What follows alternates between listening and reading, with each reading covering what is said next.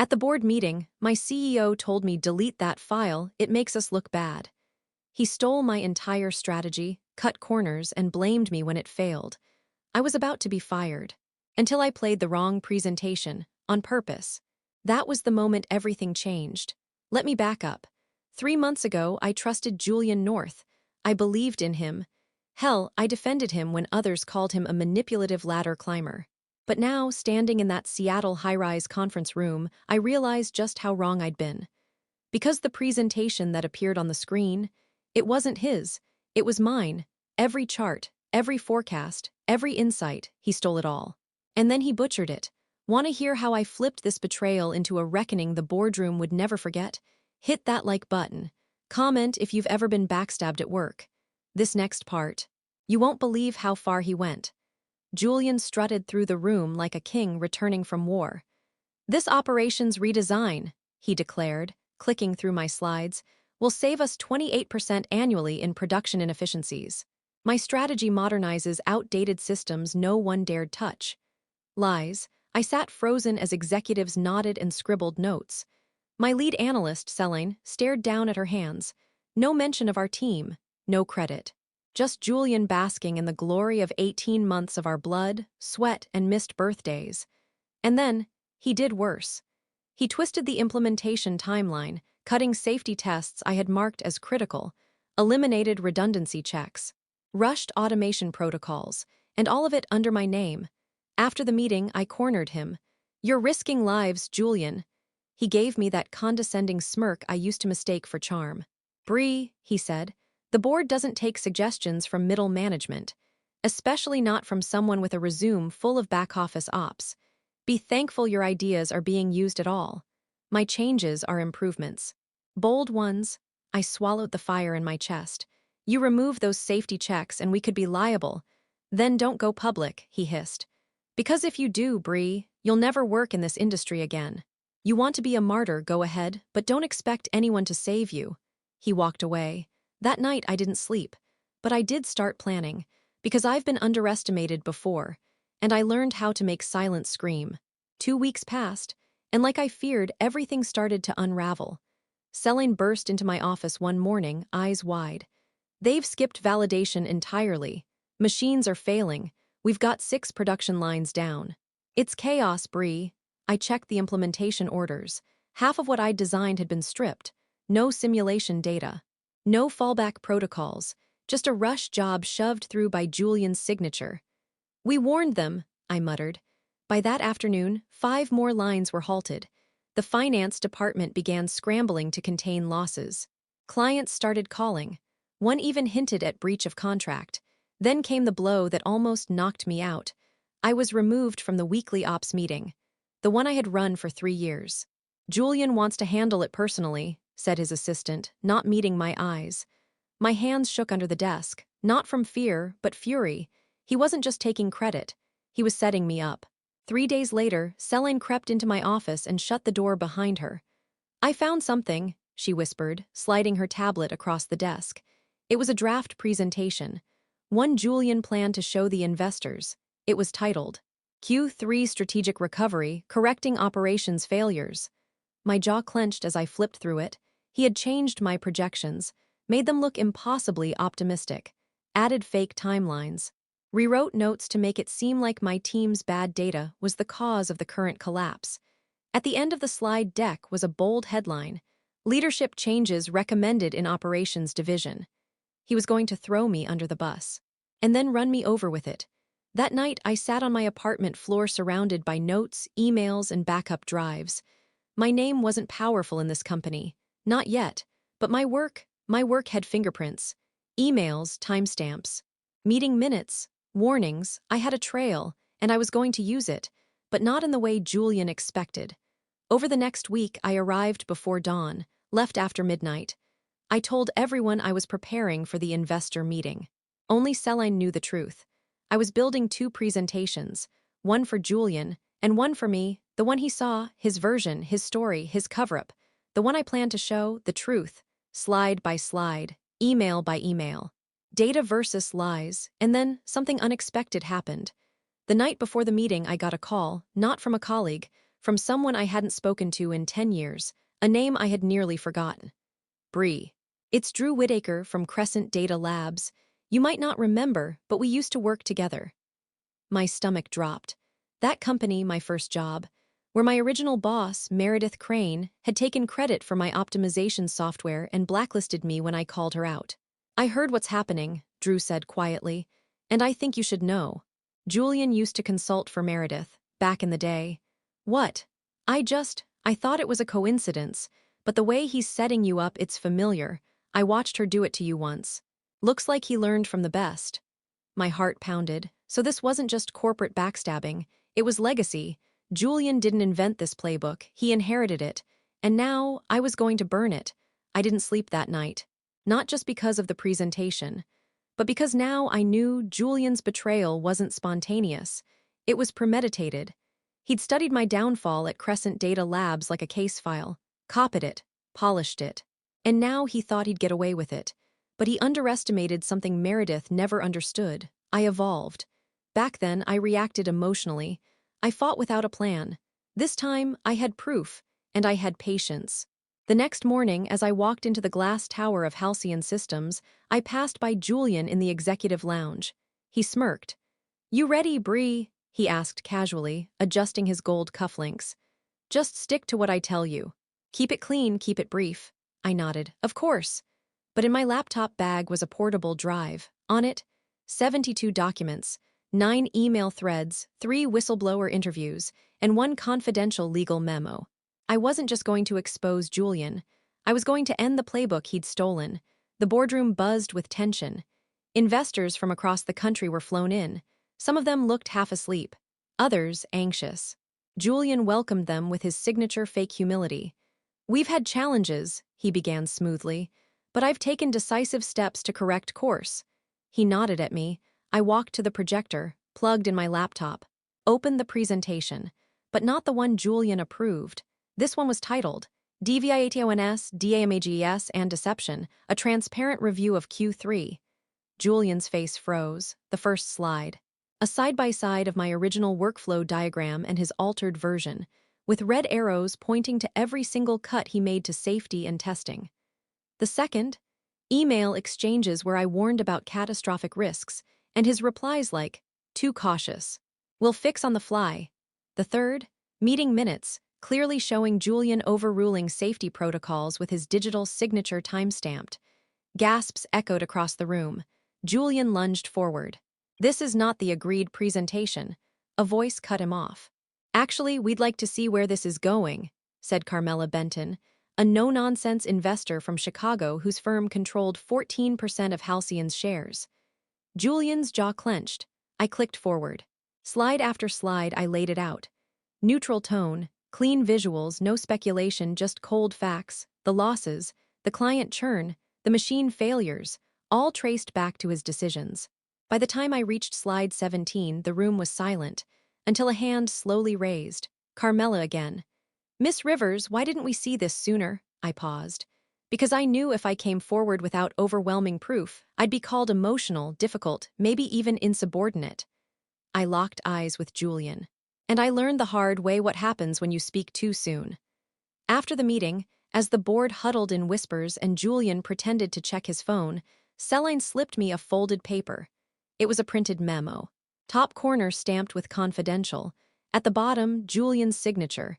It was dated 6 weeks before the failed launch. The subject, Preemptive Crisis Narrative Planning.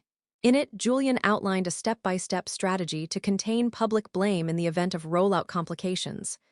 The strategy? Blame me, my team, my analysis. He'd written it down.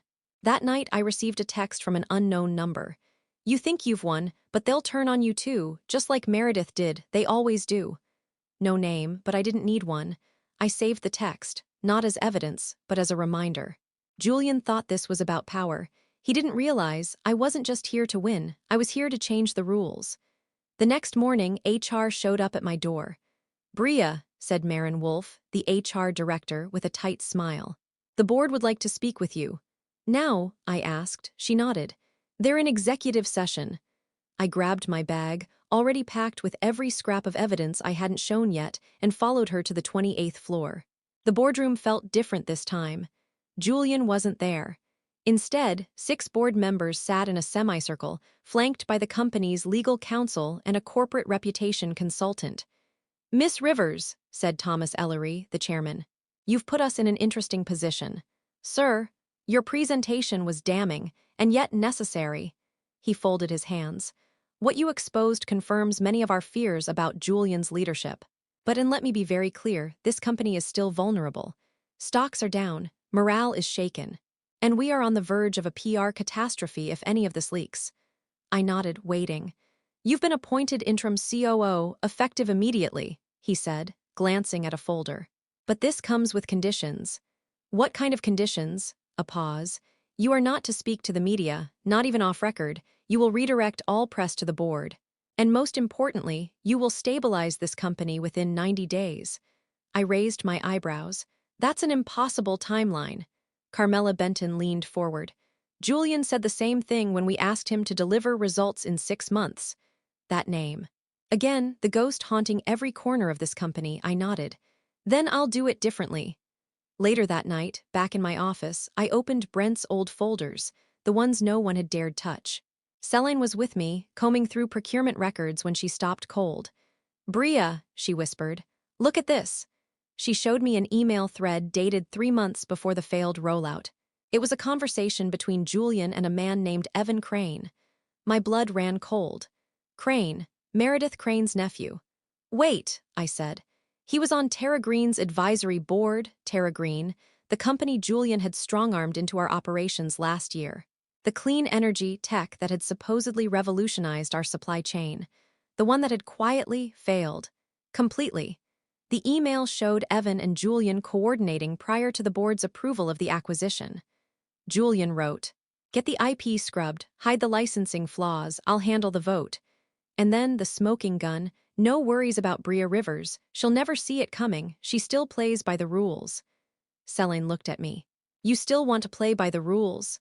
I didn't answer. I didn't need to. The next morning, I bypassed legal and went directly to Valencia Arden, the sharp-eyed investor who'd backed me in the boardroom. "You need to see this," I said, placing a flash drive on her desk. It contained more than emails. There were audit trails, phantom vendor payments, altered asset valuations, and worst of all, a whistleblower statement from one of Julian's old analysts, who had left the company 6 months ago under voluntary separation. In it, he described how Julian had buried Tara Green's failure by funneling operational losses into a fake R&D project. A phantom initiative named Project Sage, a line item no one had ever publicly questioned. Until now, Valencia leaned back slowly. "You're saying he laundered Tara Green's crash through a made-up project?" "Yes, and the board funded it. Unknowingly." She didn't speak for a full minute, then she stood. "I'll handle the board. You clean house." By the following week, 3 directors had stepped down. Project Sage was terminated. Tara Green's IP was stripped from all production channels. We lost 2 more clients in the fallout, but the bleeding stopped. And for the first time in over a year, my team wasn't hiding. They were rebuilding. Then came the envelope. Plain manila, no return address. Inside, a single photo of me at a restaurant, eating dinner with my younger brother, on the back. "You think this is over?" I stared at it for a long time. Not in fear, in clarity, because whoever sent that, they just made one fatal mistake. They reminded me exactly what I'm fighting for. I handed the photo to building security. They ran it through facial recognition and building logs. "Camera angle suggests this was taken from the parking structure across the street," the head of security said. "No CCTV coverage there." Of course not. Anonymous. Calculated, personal, but not random. This wasn't just corporate warfare anymore. Someone had followed me, watched me, waited for the perfect moment to let me know they were still out there, still watching. I stared out the office window for a long time that night, overlooking the twinkling skyline of downtown Seattle. I wasn't afraid. I was done being afraid. The next morning, I walked into the legal department and requested something unprecedented. "I want full access to Julian's correspondence archive," I told the general counsel. "All of it, backdated to his first day at Halcyon." He hesitated. "That's a massive undertaking, Bria. I'm aware." "Why now?" Because someone is still protecting him. And I need to know who. He stared at me. You think someone on the board is still working with Julian? I didn't answer. I didn't have to. He approved the request. Over the next 2 weeks, I reviewed over 3,000 emails. Dozens of flagged documents. I combed through metadata, hidden recipients, ghosted attachments. I found something in a forwarded thread dated almost a year ago. It was an internal message between Julian and a board liaison named Kurt Mallory, a name I hadn't heard mentioned in months. Kurt had quietly resigned during the Terra Green fiasco. Everyone assumed it was just another casualty of Julian's chaos. But this email changed everything. Bria Rivers is talented but naive. She won't push back if she thinks she's being given opportunity. Feed her progress, then take the credit. Same play we ran at Crescent. Crescent, he knew, they all knew. Meredith, Julian, Kurt. It wasn't just one betrayal. It was an ecosystem of ambition. A network of predators preying on people who did the work, while they took the power. And now, they were trying to bury me again. I called Valencia. Get me a private session with the board, I said. No assistants, no advisors, just directors. Why? Because the infection runs deeper than Julian. That Friday, I walked into a stripped-down boardroom. No laptops, no aides. No distractions. Just me and 7 powerful people who had the authority to erase me in one vote. I didn't bring slides this time. I brought truth. I believe there is still someone inside this organization feeding information to Julian, I began. Possibly more than one person. Valencia leaned back. We've cut off his access. No, I said. You cut off his official access, but not his network. I placed a printed email in front of them, Julian's message to Kurt Mallory. Dated months before Terra Green, long before the project ever collapsed. Elliot, the chairman, read it, his jaw tensed. We can't prove he's still communicating with Kurt, another board member muttered. I pulled out my final card. An audio file. Julian's voice, clear, smug, recorded on a burner phone we had recovered from a defunct voicemail server in one of the old project management systems. He was bragging to someone unnamed. Bria Rivers, she's clever. But she doesn't understand the board. They'll use her to fix the optics. Then they'll discard her the moment the stock rebounds, just like we planned. Silence dropped like a hammer. I looked each board member in the eye. Is that true? I asked quietly. Am I just your cleanup crew until it's safe to bring in someone you trust more? Valencia didn't blink. No, she said. Not anymore. Elliot followed. That ends here. But not all the faces looked convinced. And that's when I knew there was one more move to make.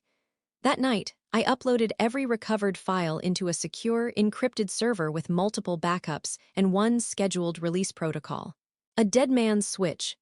If I was forced out, silenced, everything would go public, every email, every cover-up, every betrayal. My protection wasn't a legal contract, it was truth on standby. The next morning, I walked into my office to find a letter on my desk. From Elliot. Unanimous board vote. Your interim title is officially lifted. You are now the permanent CEO of Halcyon Systems. And under it, a handwritten note. You didn't just survive the system, you rewrote it.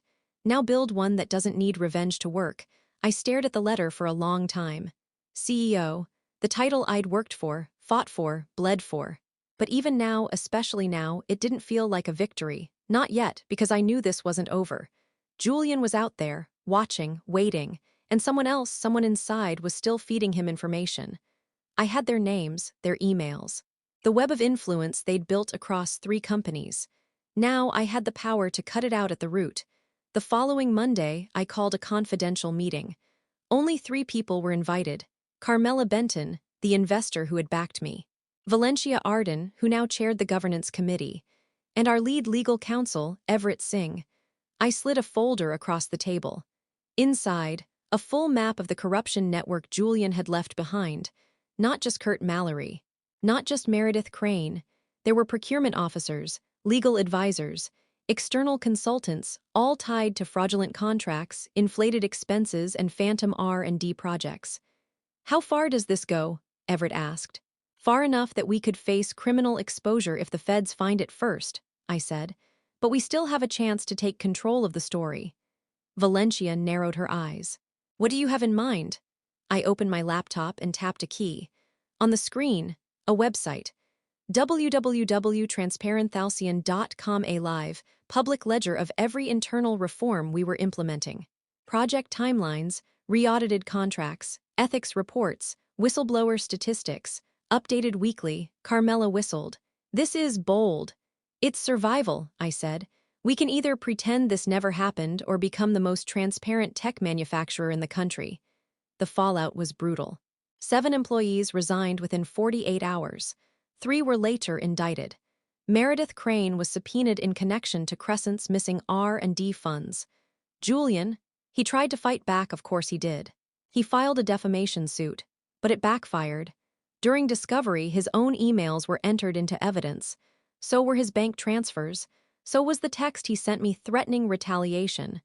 The judge dismissed the case with prejudice and handed everything to the FBI. But the most unexpected moment came one rainy afternoon 6 months later. I was in the middle of a vendor summit when my assistant walked in pale. "There's someone in the lobby, says he used to work with you."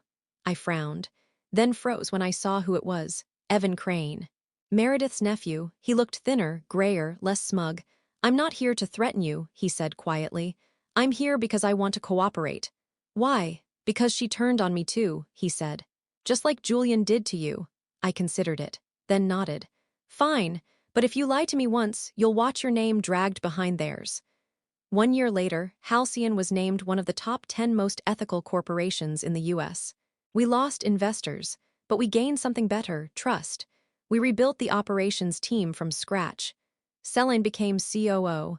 A young woman from our plant floor became head of safety. And me, I learned to lead without apology.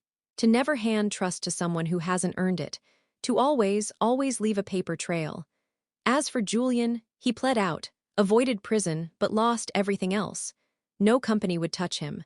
His LinkedIn showed independent consultant. But I knew no one was calling. He sent me one last message a few months after the verdict. Just a link. It led to a job board. A startup was hiring a CEO.